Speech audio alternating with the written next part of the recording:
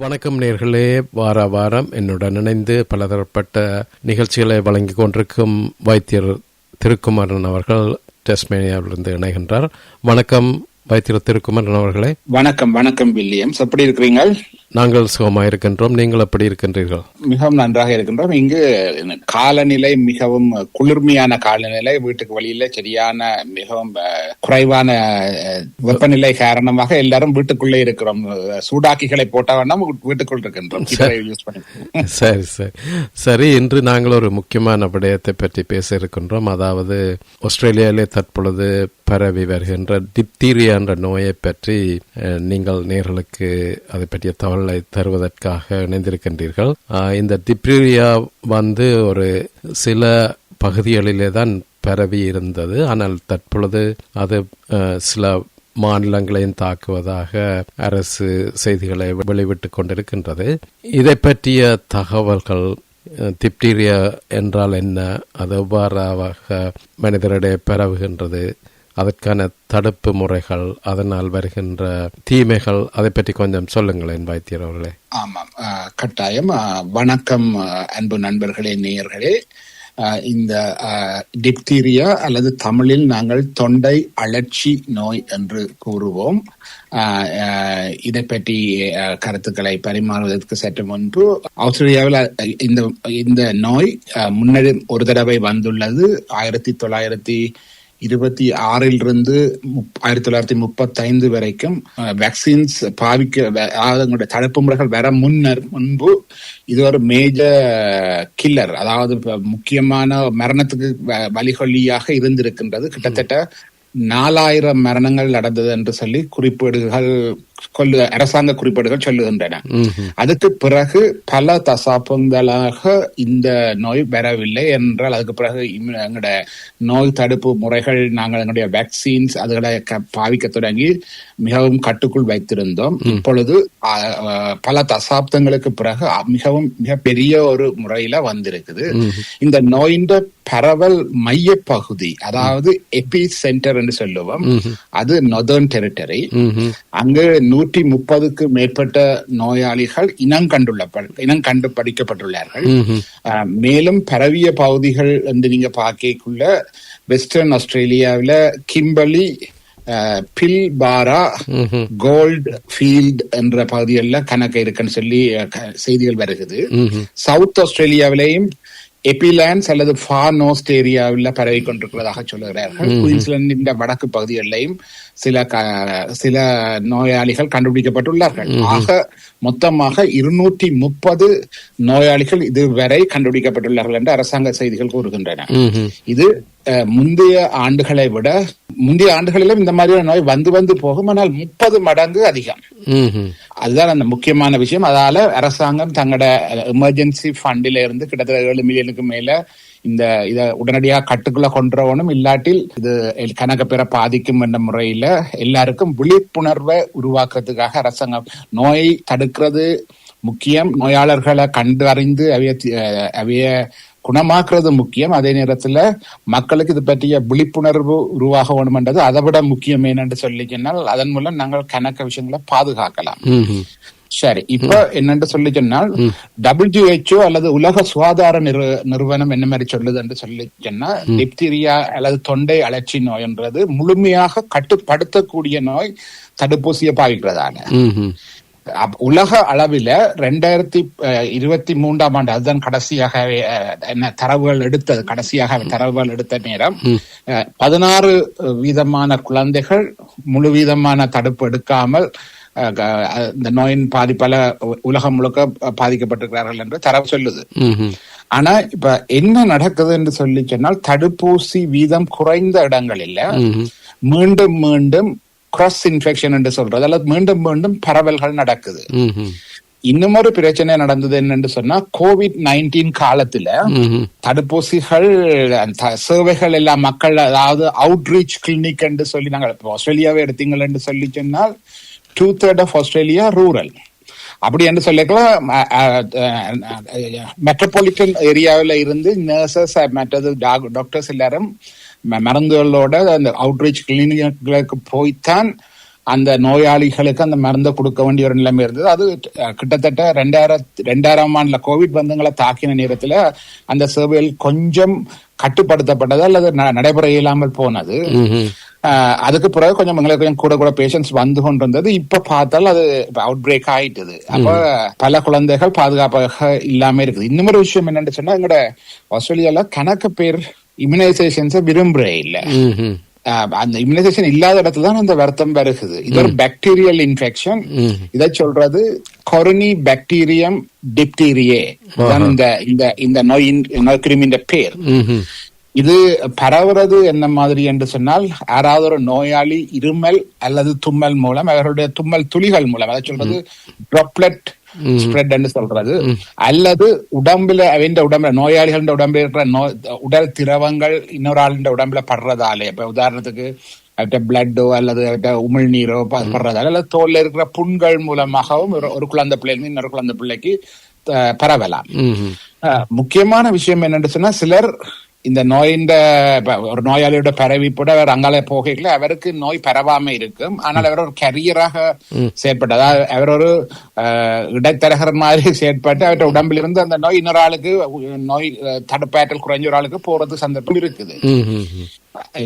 இப்ப பாத்தீங்கன்னு சொல்லி சொன்னால், இந்த நோய் எப்படி தொடங்குது என்று பாத்தீங்கன்னு சொன்னா, முதல் இது என்னன்னு சொல்றது, 2 அல்லது 5 நாளைக்கு இடையில வர முதல் ஆரம்ப அறிகுறிகள் காய்ச்சல் வரும், தொண்டை வெளி வரும், கழுத்துல இருக்கிற சுரப்பிகள் வீங்க தொடங்கும், கடுமையாக கொஞ்சம் கொஞ்சமாக புரோகிரசிவ், அதாவது தொடர்ந்தவர்கள் சோர்வடைவார்கள். அதுக்கு பிறகு கொஞ்சம் கடுமையான நிலையில தொண்டையை பாத்தீங்கன்னு சொன்னா சாம்பல் நிறம் தெரியும், மூச்சு விட சிரமப்படுவினா, விழுங்க கஷ்டப்படுவினா, அது கொஞ்சம் கடுமையான நிலை என்றதை புரிஞ்சு கொள்ள வேணும். மன்னிக்கணும் வைத்தியர் அவர்களே, இப்ப இந்த அறிகுறிகள், நீங்கள் குறிப்பிட்ட அறிகுறிகள் சாதாரணமாக ஒரு காய்ச்சல் தும்மல் வருபவர்களுக்கு இவ்வாறான ஒரு அறிகுறிகள் இருக்கலாம். ஆனால் இது டிப்தீரியாவால் வருகின்றது என்பதை எவ்வாறு அறிந்து கொள்ளலாம்?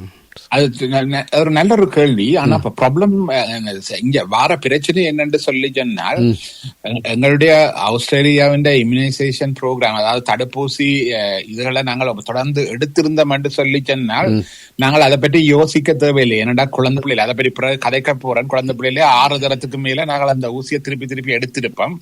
அதால எங்களுக்கு அந்த வர்றதுக்கான சந்தர்ப்பம் குறைவு.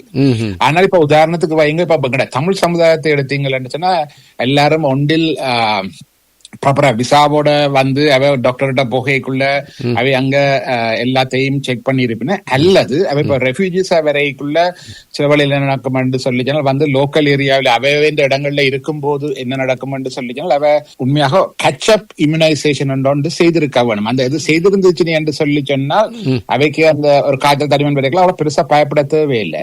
அப்படி ஒன்றும் இம்யூனைசேஷன் எடுக்காம, தடுப்பூசிகள் ஒன்றும் எடுக்காம இருக்கிறவ நிச்சயமாக சந்தேகப்பட வேணும். ஒரே ஒரு விஷயம் என்னன்னு சொன்னால், உங்களோட டாக்டர்கிட்ட கொண்டு போய் தொண்டையில ஒரு ஒரு டெஸ்ட் ஒன்று செய்து அதன் மூலம் டிப்தீரியாவோ இல்லையோன்னு கண்டுபிடிக்கிறது. இதை விளையாட்டாக சும்மா விடக்கூடாது.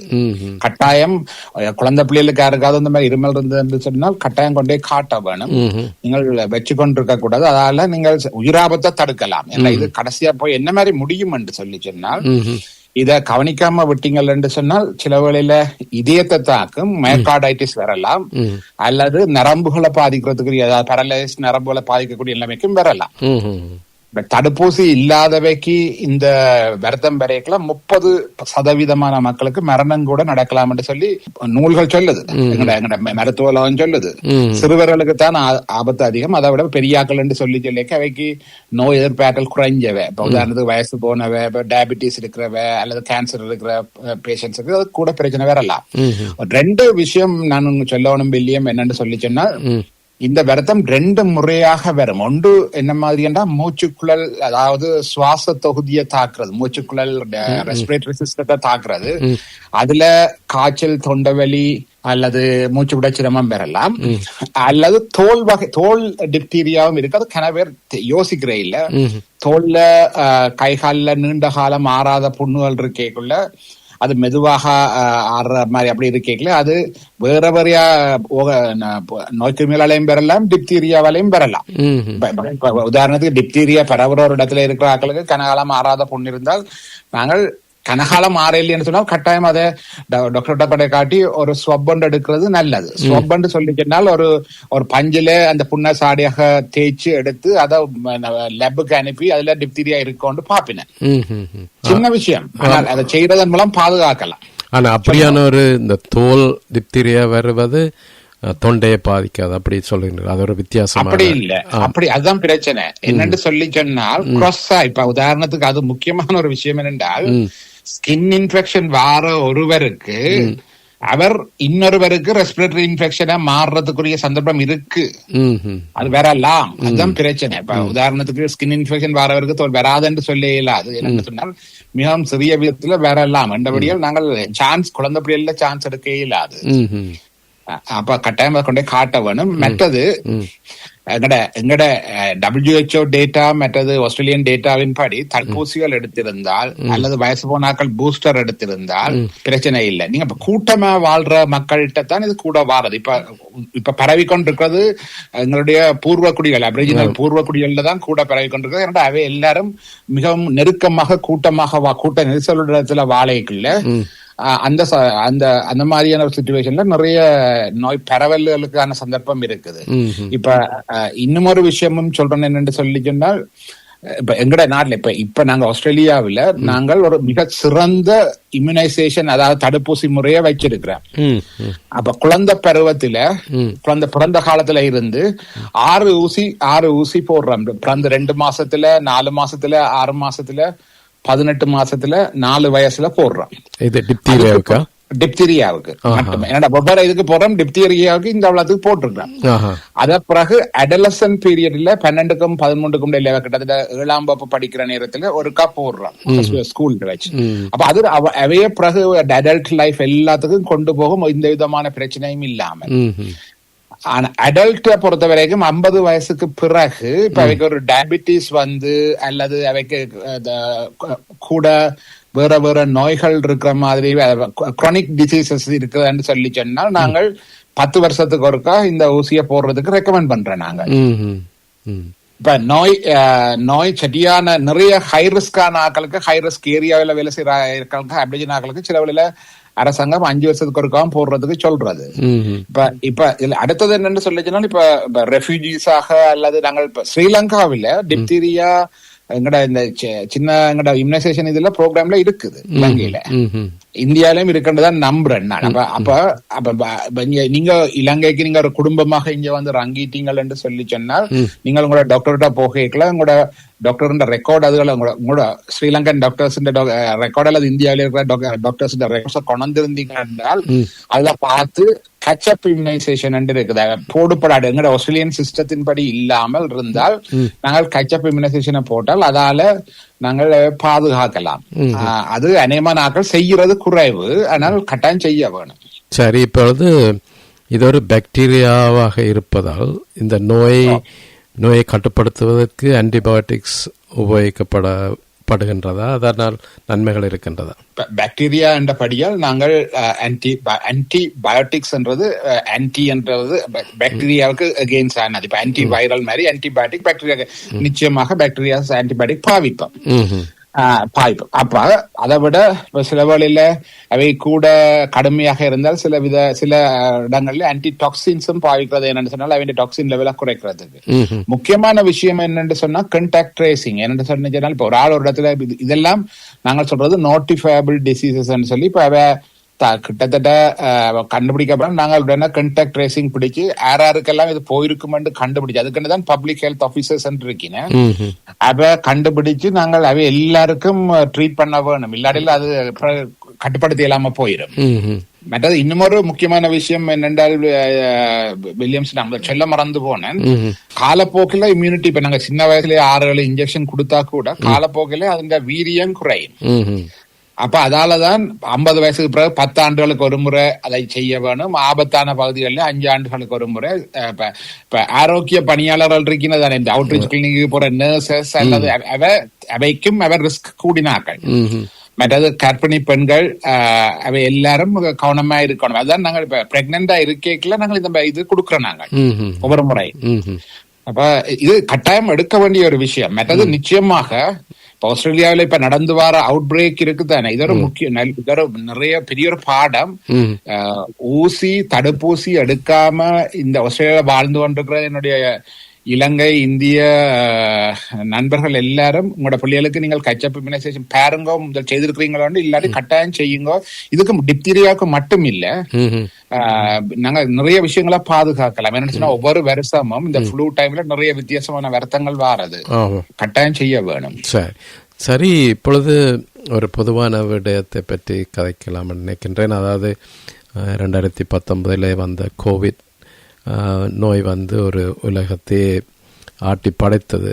அதே போல் அண்மை காலங்களில் இந்த டிப்தீரியா நீங்கள் குறிப்பிட்டிருந்தீர்கள், அது 1926 தான் கடைசியாக வந்திருந்தது என்று மீண்டும் இது இங்கே தொற்றல் ஆரம்பித்திருக்கின்றது. அவ்வாறாக இருந்தால் இந்த 21ஆம் நூற்றாண்டிலே இவ்வாறான நோய்கள் கூடுதலாக பரவுகின்றதா என்று உங்களுக்கு ஏதாவது கருத்து இருக்கின்றதா?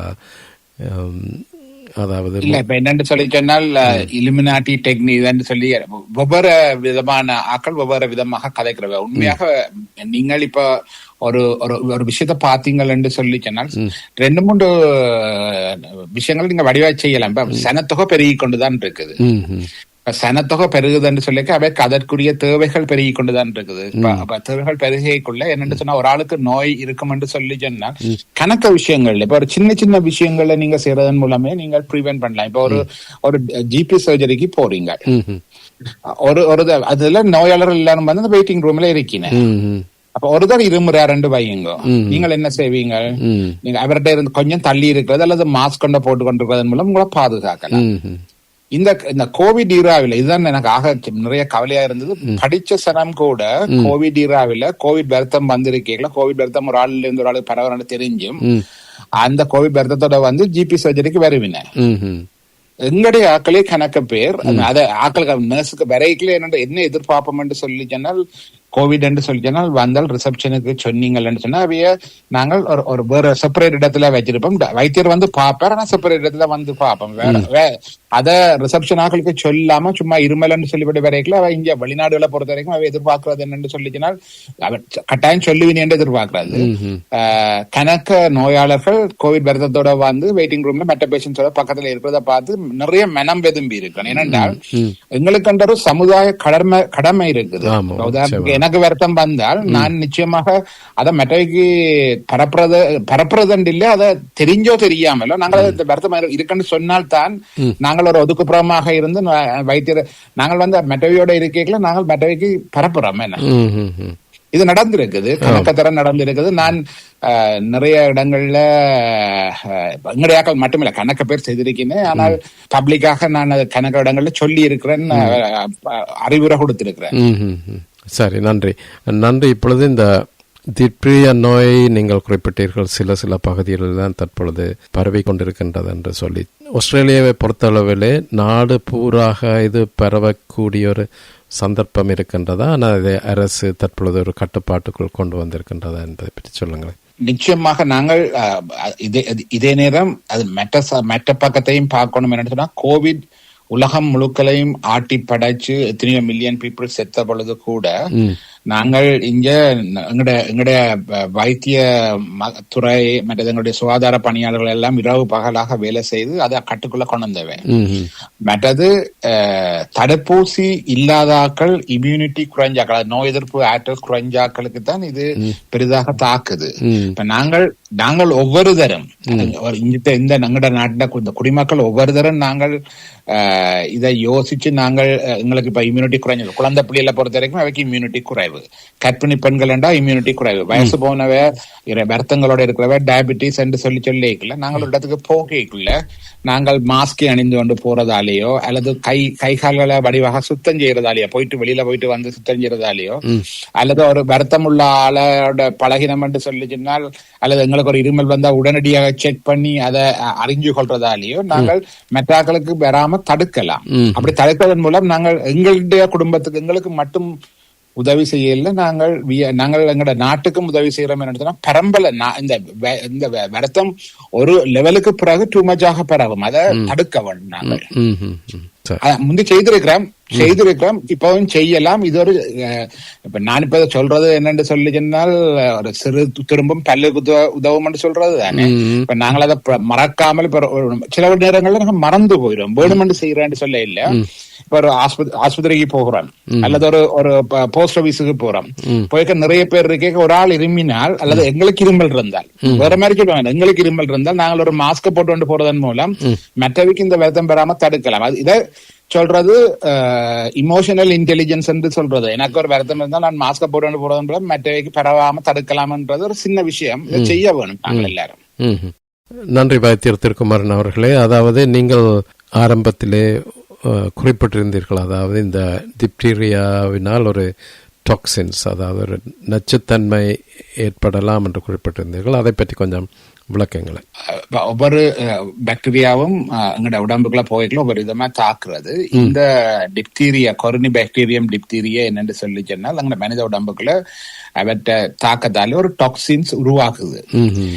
இப்ப அந்த டாக்ஸின் உருவாகிற அந்த காலத்துக்கு முன்னர், அதாவது நாங்கள் அதுக்கு முன்னர் கண்டுபிடிச்சு நாங்கள் ஆன்டிபயோட்டிக்கலா ட்ரீட் பண்றது நல்லது. அது சில வேளையில அந்த டாக்ஸின்ஸ் இதயத்தை தாக்கலாம், அதால மயோகார்டைட்டிஸ் அல்லது இதயம் சம்பந்தமான வருத்தங்கள் வரலாம். சில வேளை நரம்புகளை தாக்கலாம். அப்ப அப்படிப்பட்ட ஆக்களுக்கு தான் வருத்தம் கூடுதலாக சில வேளை சொல்லுவினதானே, பிள்ளைகள் போய் கொஞ்சம் பிள்ளை மூச்செடுக்க கஷ்டமா போய் ஐசியூல அட்மிட் பண்ணிருக்கீங்கன்னு சொல்லுவீங்க. அது என்னன்னு சொல்லி சொன்னால் மூச்செடுக்க கஷ்டமா போய் சில வேளையில நாங்கள் அந்த பிள்ளைக்கு செயற்கையான சுவாச முறைகளை கொடுக்க வேண்டிய ஒரு சந்தர்ப்பமும் வரலாம். அப்ப அப்படி ஒரு சீரியஸான கண்டிஷன் வரைக்கும் நாங்கள் ஆன்டி டாக்ஸின்ஸையும் பாவிச்சு டாக்ஸினை நியூட்ரலைஸ் பண்ண தண்டிக்கிறோம் நாங்கள்.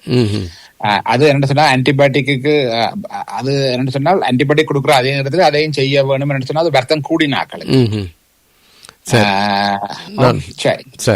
மற்றது இந்த டிப்தீரியா நோய்க்கு எதிரான அந்த வேக்சின் தடுப்பூசிகளை பற்றி கொஞ்சம் சொல்லுங்களேன். அந்த தடுப்பூசிய பொறுத்த வரைக்கும் என்னன்னு சொல்லிச்சுன்னா எல்லாருக்கும் வேக்சின் என்று சொல்லிச்சுனால தடுப்பூசினா பயம். இது நீங்கள் பயப்பட வேண்டியதுல எறும்பு கடிச்ச மாதிரி தான் இருக்கும். அந்த ஊசி சரியான சின்ன ஊசி கொஞ்சம் மருந்து தான் 0.5 ml தான் போகும்.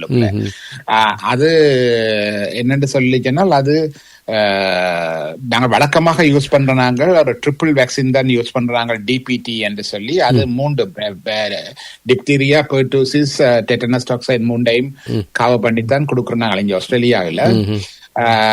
மற்றது இன்னும் ஒரு அது பெரிய பிரச்சனை இல்லை, அது கணக்க நிறைய நன்மைகள் இருக்கு.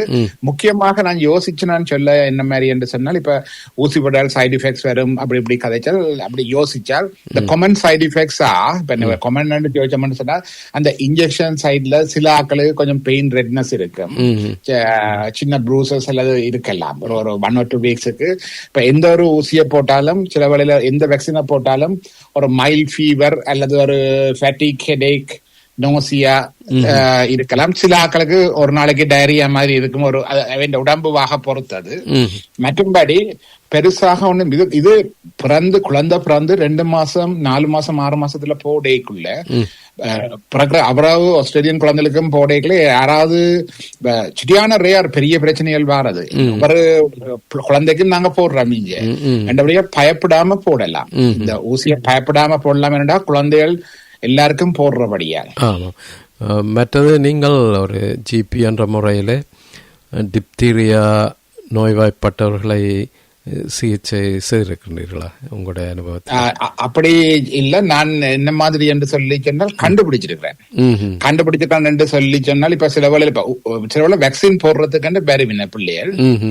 அப்ப வேக்சின் போடுறது வர்றது முன்னும் நாங்கள் ஒருக்கா பார்க்க வேணும் அவைக்கு அண்டைக்காக சுகமா இருக்கினியாண்டு கிட்டத்தட்ட அவை ஒரு வாரம் 2 வாரத்துக்கு ஏதாவது ரெஸ்பிரேட்டரி ட்ராக்ட் இன்ஃபெக்ஷனோட வந்துச்சுன்னா அந்த நேரம் நான் வேக்சினை போட்டேன் என்றால் அவைக்கு வருத்தம் கூடிச்சுன்னு சொன்னா அது பழைய வருத்தத்தால வந்ததோ இல்லது இந்த ஊசி போட்டதால வந்ததோன்னு தெரியாது இல்லையா. அப்ப நாங்கள் ஒரு சாதாரணமாக எல்லா ஜிபிஸும் என்ன செய்யறாங்கன்னு சொன்னா வேக்சின் போட முன்னம் பிள்ளைக்கு காய்ச்சல் இருக்குதா மற்றது சுவாச தொகுதிய எக்ஸாமின் பண்ணி பார்ப்போம், ஏதாவது இன்ஃபெக்ஷன் இருக்கான்னு பார்த்து ஒரு கிழமைக்கு ஒரு இன்ஃபெக்ஷன் இல்லைன்றா தான் அந்த ஊசியை போடுவாங்க. அப்படி வரும் பொழுது 1-2 பிள்ளைகளுக்கு ரெஸ்பிரேட்டரி ட்ராக்ட் இன்ஃபெக்ஷன் என்று சொல்லி கண்டுபிடிச்சு அவைய ஆஸ்பத்திரிக்கு அனுப்பியிருக்கோம். அதுல ஒரு பிள்ளை டிப்தீரியாக இப்ப இல்ல, நான் சொல்றது ஒரு ஃபியூ இயர்ஸுக்கு முன்னம் ஒரு பிள்ளைக்கு டிப்தீரியாவும் கண்டுபிடிச்சாங்க. Fortunately and baby was saved. நல்ல ஒன்றும் நடக்கல, வெள்ளனவே கண்டுபிடிச்சிட்டாங்க. மற்றது நீங்கள் குறிப்பிட்டிருந்தீர்கள், இந்த முக்கியமாக இந்த டிப்தீரியா நோய் தற்பொழுது இந்த ஆதிவாசி மக்கள் வாழுகின்ற பகுதிகளில் தான் கூடுதலாக காணப்படுகின்றது என்று. அதாவது நிச்சயமாக அந்த பகுதிகளிலே வசதி குறைவாக இருப்பதாலும் சிலர் இந்த தடுப்பூசிகளை பெறுவதற்கு பின் தாங்குவதாலும் தான் இந்த நிலைமை ஏற்பட்டிருக்கலாம் என்று நீங்கள் கருதுகின்றீர்களா, அல்லது அரசு கூடிய கவனம் எடுக்கவில்லை? இல்ல இதுல எந்த ஒரு அரசாங்கத்தையும் தப்பு சொல்றதில்லை. என்னென்று சொல்லி சொன்னால், நான் நிச்சயமாக நான் ஒரு விஷயத்த வடிவா நம்புறேன். எங்கட ஒரு கைவிரல அரசாங்கத்தை நோக்கி நீட்டி பிளவிட்டீங்கன்னு சொல்லிக்க 3 விரல் உங்களை பாக்குது. அப்போ அந்த பிரின்சிபலை நான் யோசிக்கிறேன். இப்போ ஒரு கைவிரல் கூட சுட்டு விரலே அரசாங்கத்தை நோக்கி நீட்டி நீ பிளவிட்டான்னு சொல்லிக்குள்ள மிச்சம் 3 விரலும் உங்களை நோக்குது. அப்ப நான் எப்பவும் நான் சரியா நடந்து கொண்டுதான் என்னுடைய அரசாங்கத்தை பிள்ளை என்று சொல்ல வேணும். அரசாங்கங்கள் எல்லாம் தங்களுக்குரிய முடிஞ்ச மட்டும் சரியாத்தான் செய்யின. நான் என்ன மாதிரி பாக்குறேன் என்று சொல்லி சொன்னால், கணக்க மக்கள், ஆதிவாசி மக்கள் மட்டும் இல்ல, கணக்க மக்கள் என்னென்று சொல்லி சொன்னால் இம்யூனைசேஷன்ஸ் அத சில மக்கள் அது ஒரு பிள்ளையான விஷயம் மாதிரி இம்யூனைசேஷன், என்னுடைய பிள்ளைகள் இம்யூனைசேஷன் எடுக்கிற இல்ல சொல்லி. எனக்கு நான் அறிய இங்க ஒரு குழந்தையோண்டு இன்ஃபெக்ஷன்ல வந்து பார்த்தால் அவ இம்யூனைசேஷன் எடுக்கல, மெனிஞ்சாயிட்டிஸ். கடைசியாக அந்த பிள்ளைய காப்பாற்றி வைக்க முடியல, ஆஸ்பத்திரி போய் காப்பாற்றி வைக்க முடியல. அது நான் இன்வால்வ் பண்ணல, இன்னும் ஒரு ஜிபி இன்வால்வ் பண்ணப்பட்டவர். ஆனால் சரியான கவலையா இருந்தது. அந்த குழந்தைய இழந்து அந்த தாய் கதறல. அப்ப என்னென்று சொல்லி சொன்னால், இம்யூனைசேஷன் என்றது whether we like it or not, it is important. நாங்கள் கட்டாயம் அதை யூஸ் பண்ண வேணும். ஆதி மக்களை பொறுத்த வரைக்கும் என்னென்று சொல்லிச்சுன்னா, அதுக்கு அடிப்படை சுகாதார அறிவு இல்லாதது ஒரு பெரிய பிரச்சனை. அதுக்கு நீங்க கேட்கலாம், அதை அரசாங்கம் கொடுத்திருக்கத்தானே வேணும். ஒவ்வொரு இடத்துலயும் செய்து கொண்டுதான் இருக்கிறேன். ஒவ்வொரு இடத்துலயும் இந்த அபிரிஜினல் ஆக்களை பொறுத்த வரைக்கும் அபிரிஜினல் ஹெல்த் ஆபீசர்ஸ் இருக்கீங்க, அவுட்ரீச் கிளினிக்ஸ் இருக்குது. அப்படி இருந்தும் இப்ப ஒரே ஒரு சின்ன ஒரு விஷயத்த சொல்றேன், அதை பாருங்க. முந்தி ஒரு க்ளோசிங் த கேப் சொல்லி ஒரு கன்செப்ட் ஒன்று இருக்கு எங்களுக்கு. அதாவது என்னன்னு சொன்னா, முந்தைய எங்களுடைய அபிரிஜினல் மக்களுடைய வயது எல்லை, அதாவது அவரேஜாக உயிர் வாழ்ற வயது எல்லை 40 வயசு. சாதாரணமாக ஒரு ஆஸ்திரேலியர் 80 வயசு மட்டும் வாழைக்க, அபிரிஜினல் மக்களோட வாழ்ற வயதின் இது 40 வயசு. அந்த க்ளோசிங் த கேப் கொண்டு வந்து நாங்கள் நிறைய விஷயங்களை செய்து அவைக்கு மருந்துகளை இலவசமாக கொடுத்து அந்த 40 வயசை இப்ப 64 வயசா மாத்திட்டேன். இந்த 10-15 வருஷத்துக்குள்ள இப்பவும் தொடர்ந்து போராடி கொண்டிருக்கிறோம். எல்லா ஆஸ்திரேலியால இருக்கிற எல்லா மக்களுக்கும் அந்த இது சரியான என்ன என்னுடைய இந்த வாழ்ற காலத்தை கூட்டணும் என்று சொல்லி நாங்கள் நிறைய முயற்சி செய்து கொண்டிருக்கிறோம். மக்களும் சேர்ந்து எங்களோட போராட்டம். இது எங்களோட தனிப்பட்ட ஒரு அரசாங்கமோ தனிப்பட்ட வைத்தியர்களோ தனிப்பட்ட சுகாதாரத்துறையோ அப்படி என்று இல்லை. எல்லாரும் சேர்ந்துதான் எங்களோட நாட்டை நாங்கள் முன்னேற்ற வேணும். அதுக்கு அறிவு வேணும். அதாவது ஹெல்த் லிட்ரஸி என்று சொல்றது, அதாவது எங்களுடைய மருத்துவம் சம்பந்தமான அறிவு வேணும். இதை பற்றி நாங்கள் தொடர்ந்து கதைப்போம் ஒவ்வொரு விஷயங்கள். என்னுடைய நோக்கம் இங்க உங்களோட ரேடியோல கதை கேட்கல, ஹெல்த் லிட்ரஸியை இம்ப்ரூவ் பண்ணி இன்னும் நாங்கள் பெட்டராக பெர்ஃபார்ம் பண்ணணும், எங்களோட மக்களை இன்னும் நல்ல நிலைக்கு கொண்டு வரணும். என்ன? ஆமாம். நன்றி வைத்தியர் திருக்குமரன் அவர்களே, அருமையான தகவல்களை தந்திருந்தீர்கள். வருகின்ற காலங்களிலே நிச்சயமாக இப்பொழுது சர்வதேச ரீதியாக பேசப்பட வருகின்ற ஒரு நோய், எபோலா என்கின்ற நோய் இந்த ஆப்பிரிக்கா நாட்டிலே மிகவும் வேகமாக பரவி வருவதாக செய்திகள் குறிப்பிட்டு கொண்டிருக்கின்றன. நாளாந்தம் அந்த எண்ணிக்கையும் அதிகரித்து வருவதாக தகவல்கள் கூறுகின்றன. அதை பற்றியும் அடுத்தடுத்த நிகழ்ச்சிகளிலே உங்களுக்கு கூட அறிந்து கொள்ளலாம் என்று இருக்கின்றேன். நன்றி. நன்றி நன்றி வில்லியம்ஸ். நானும் வார என்ன சொல்ற அதுல நிறைய விஷயங்கள் இருக்கு இபோலா பற்றி கலைக்கிறதுக்கு. பாப்போம், நாங்கள் அடுத்த முறை சந்திப்போம். நன்றி நன்றி நன்றி நன்றி நன்றி நன்றி.